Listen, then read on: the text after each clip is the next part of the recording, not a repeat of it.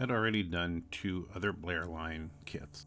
My very first Craftsman kit build was the general store, and then I built their yard cafe. The yard cafe was actually the second building I tried a little graffiti on. While I had already done 2 other Blair Line kits, I wanted to put together a depot, and this was a less expensive option than other Craftsman kit depots out there. Every time I do something in model railroading, I want to do something new to challenge and improve my skills. Since I model more modern era items, I thought detailing with graffiti would be the next move. I'd done just a couple of attempts prior to this, but they weren't really serious attempts. For the trim, I used campground green craft paint from Michaels. I used rotten white game effects from Vallejo for the wood. I also used some umber game wash from Vallejo for the roof. To show age on this building, I started with a technique I found on YouTube using mineral spirits, a razor saw, and some scotch tape. You add the mineral spirits, then you add the paint while the mineral spirits are still wet. Then you scrape the razor across the wood and the paint will come up in a spotty weathered pattern. Are you as bored as I am with the windows you have to add to your models? Does every window and door look the same in every kit? Well, I broke the mold, sort of.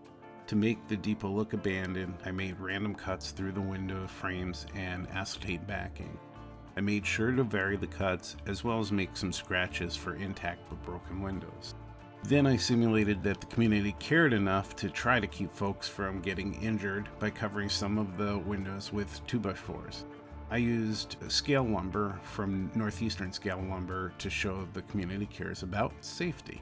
I also cut some holes in the bay and entry doors and even some of the boarded up windows. Blair Line uses tab and slot construction on its kits, making them easy to assemble. There was some sanding needed in each of the kits to help the tabs fit. I much prefer this to potentially cutting the tabs too short or the slots too long. I'm okay with taking the extra sanding step to ensure a clean, snug fit, and it only takes a few seconds at most to sand. I used wood glue for the project. I ran into some trouble with the center first floor support. It's designed like a ceiling, but it's used to anchor the front bay windows that form a semicircle on the front of the depot. It came out too short to glue to both sides of the walls.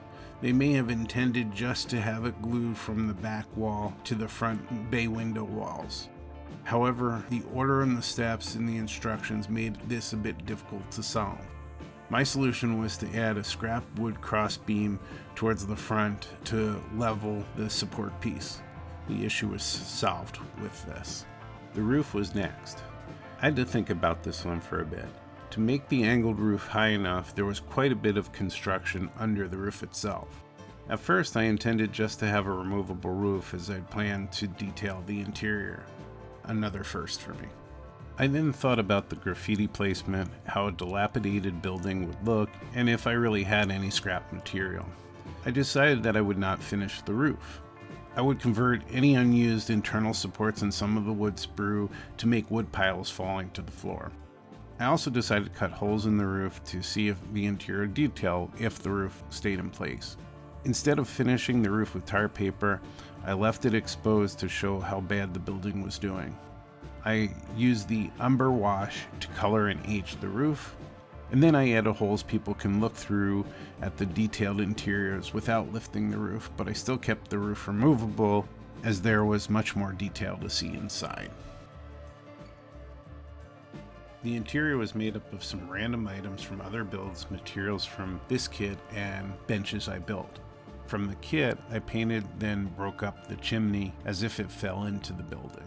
From other builds and from previously bought accessories, I added the barrel, trash bin, tires, a shovel, and why not store an old unused coupler in the depot. I wanted benches from the passenger station to be present but in disrepair.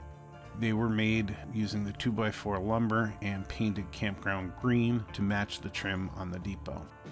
I'm not artistic enough to create the nicer design graffiti often found on rolling stock graffiti murals, so I first tried tagging. I saw another YouTube artist describe how he used Posca paint markers for his rolling stock graffiti. So I got the rare 50% off coupon from Michael's craft store. I jumped in and bought the basic 8 marker set at a fine tip. I added some specific messages, but mostly nonsense throughout. A couple of Easter eggs, if you can find them, are my local NMRA club, the Twin Cities division, and maybe a little Boston Sox, as I do not like any sports teams from Boston.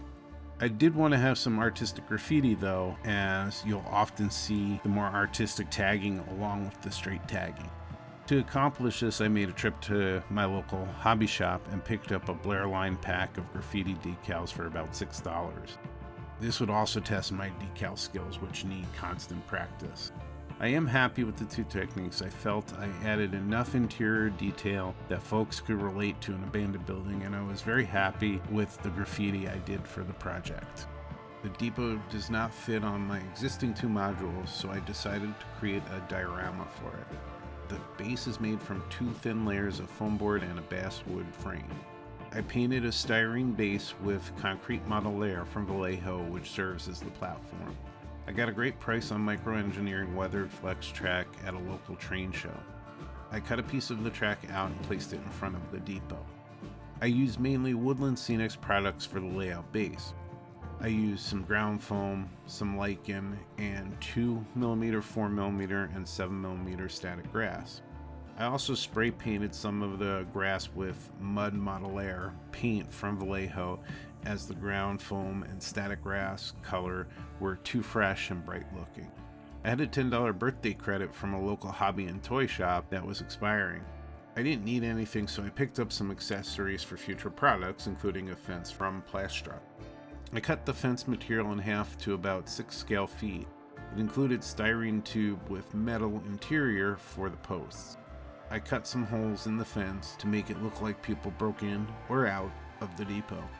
After cutting the support poles with a snipper, I started the painting and weathering process. I started with Vallejo black primer to give it a dark shadow and to give the paint something to stick to. I used Ammo Rail Center aluminum paint that was part of a set I found at a clearance price from an online retailer. I weathered the fence with a mix of Monroe Models dark earth powder and mud model air paint from Vallejo.